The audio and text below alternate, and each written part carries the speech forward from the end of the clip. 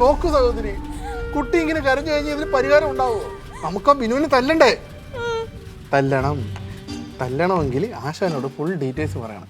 കാര്യം ആശാനൊരു ചെറ്റയാണെങ്കിലും എത്തിക്സ് ഉള്ള കൊണ്ടയാണ്. കാര്യം അറിയാവുന്ന ആശാൻ തല്ലത്തില്ല, അല്ലേ ആശാനെ? എന്റെ പേര് Sreelakshmi. Nice name. Thank you ചേട്ടാ. ബിനു എന്റെ ലവറാ. ഓൻ ഭയങ്കര ടോക്സിക്കാ. 9ാം ക്ലാസ്സിൽ വെച്ച് എന്നെ ഭീഷണിപ്പെടുത്തി അവൻ ഇഷ്ടാന്ന് പറഞ്ഞേ. ആശാന് 9ാം ക്ലാസ്സാണ്, ഇത് പോക്സോയാ. നീ ഒന്നും മിണ്ടാണ്ടിരിക്കടാ, മോള് പറ. ഇങ്ങനെ സ്ഥിരം തല്ലും ചേട്ടാ.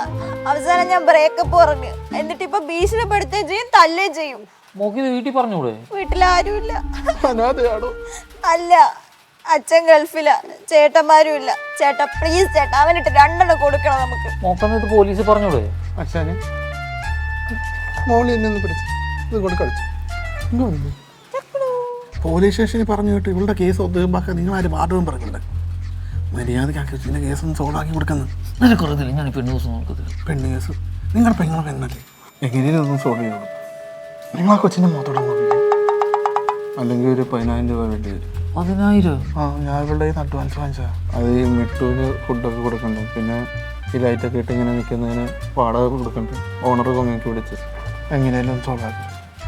കഷ്ടമുണ്ട്. മോളുടെ അടുത്ത് ബിനുവിന്റെ ഫോട്ടോ ഉണ്ടാ?